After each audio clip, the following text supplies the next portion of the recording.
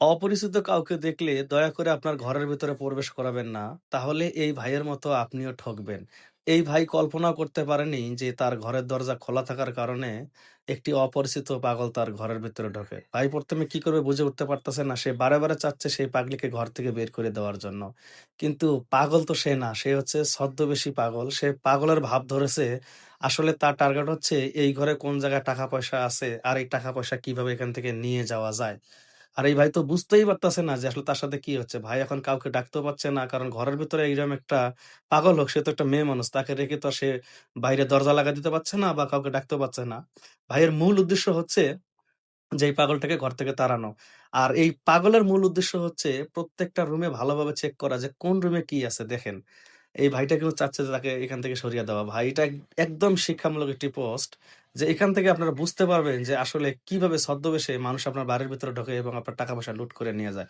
এইজন্য ভাই ভিডিওটা প্লিজ, প্লিজ সবাই বেশি, বেশি শেয়ার করে দিবেন। এখান থেকে অনেকজন সচেতন হবে। অধিকাংশ ঢাকা শহরে কিন্তু এই ধরনের ঘটনাটা ঘটে ভাই। দেখেন, এই যে দরজা খোলা থাকার কারণে দেখেন একটু ভাই যদি একটু সচেতন থাকতো তাহলে কিন্তু অবশ্যই দরজাটা লাগিয়ে সে বসে পড়তো। কিন্তু সে বুঝতেই পারেনি যে এই রুম থেকে হয়তো অন্য কোনো মেম্বার চলে গিয়েছে। অন্য কোনো সদস্য এই রুম থেকে যাওয়ার কারণে রুমের দরজাটা খোলা ছিল। এই ফাঁকে দেখেন পাগলি এসেছে। এই দেখেন।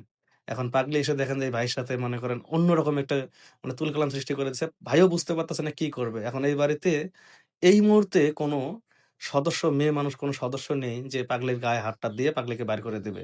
এখন এই ভাই ছেলে মানুষ, পাগলির হাতও ধরতে পারতেছে না। খালি এমনি পাগলিকে বলছে, "এই তুমি যাও, তুমি যাও।" এখন পাগলি দেখেন, পাগলি গিয়ে ফ্রিজ খুললো।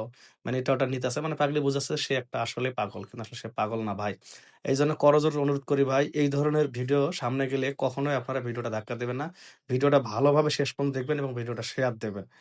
আর দরজা জানালা অবশ্যই, অবশ্যই লাগিয়ে আপনারা বাসার মধ্যে একদম রিল্যাক্সে থাকবেন। আর নইলে যদি দরজা জানালা এই ভাইয়ের মতো খোলা রাখেন তাহলে আপনাদের সব জিনিস আপনার চোখের সামনে শেষ হবে। এই দেখেন এই ভাইটার সাথে পাগলটা এমন ভাব করতেছে, কিছুক্ষণ পরে দেখেন এই ভাইকে কিভাবে দরজার মধ্যে আটকায়।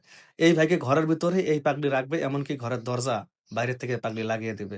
ভাই তো ঘরের ভিতরে, আর তারপরে দেখেন এই পাগলি কিন্তু সম্পূর্ণ রুমগুলো চেক দিয়েছে কোন রুমে কি আছে। বুঝতে পারছেন ভাই? যখন এই ভাইকে ঘরের ভেতরে আটকাবে তারপরে দেখেন সব টাকা-পয়সা কিভাবে নিয়ে যায়। দেখেন এই যে ভাইকে এই যে ঘরের ভেতরে ঢুকালো।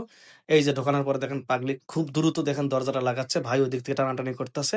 কিন্তু তারপরে পাগলিই দরজাটা লাগাতে সক্ষম হয়। দেখেন পাগলি এবার দরজাটা লাগিয়ে দিবে। আর পাগলি দরজা লাগিয়ে দিয়ে কিন্তু বেশিক্ষণ দেরি করবে না। খুব দ্রুত দেখেন এখান থেকে চলে যাবে।